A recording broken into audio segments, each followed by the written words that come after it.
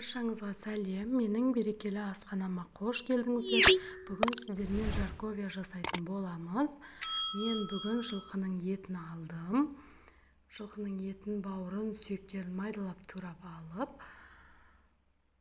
енді пиязымызды осылай майдалап турап алатын боламыз. Достар, менің каналыма тіркеліп, қазақша контенттің дамуына өз үлестеріңізді қоса отырыңыздар. Картошкамызды осылай тураймыз. Қатты қалың да жұқа да болып кетпеу керек, орташа етіп тураймыз. Достар, менің арнама тіркелмеген болсаңыздар, тіркеліп, қоңырауша белгісін басып кетіңіздер. Алдағы уақытта қызықты рецепттермен бөлісетін боламын. Қажетті заттардың барлығын описание бөліміне жазып қалдырамын. Сол жаққа өтіп көрсеңіздер болады. Сұрақтарыңыз болса, комментарийға жаза кетіңіздер. Достар, видеомды соңына дейін қараңыздар.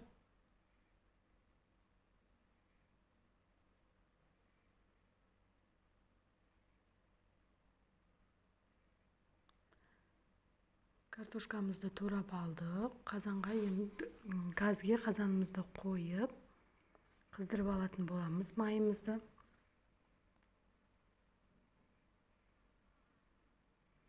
Қызып тұрған майымызға етімізді салып, қуырып алатын боламыз.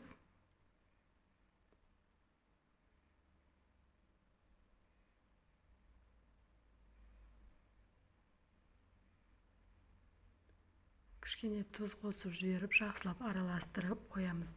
Өзінің суына өзін бақтырып, бетін кішкене жауып қойып қайнатып аламыз. Су тартылғаннан кейін аузын жауып қоя тұрамыз. Сол кезде етіміз жұмсақ болып, дәмді болып пісетін болады.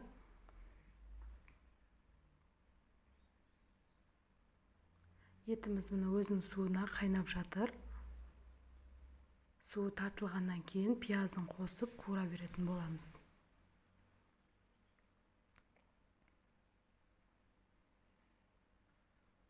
Етіміз қып-қызыл болып қуырылды. Енді пиязымызды қосып, пиязымыз қызарғанға дейін қуырып алатын боламыз.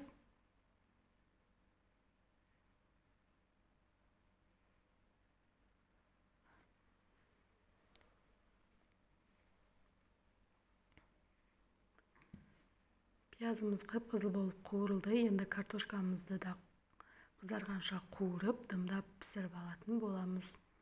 Кішкене тұз шашуды ұмытпаңыздар. 10-15 минутқа бұқтырып қоятын боламыз.